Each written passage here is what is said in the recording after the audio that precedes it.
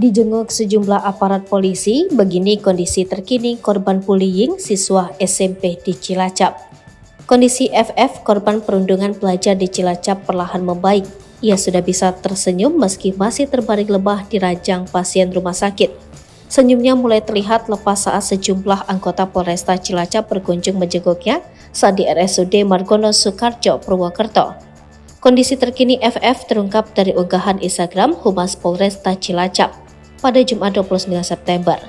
Kunjungan anggota Polresta Cilacap itu bagian dari trauma healing bagi korban. Perubahan kondisi FF ini pun turut dirasakan oleh salah satu anggota perwira Polresta Cilacap. "Kamu di sana, ruang perawatan sebelumnya gak pernah senyum, di sini kok senyum-senyum." FF tampak senyum meski masih terbaring di ruangan perawatan dengan tangan yang masih terbungkus alat infus.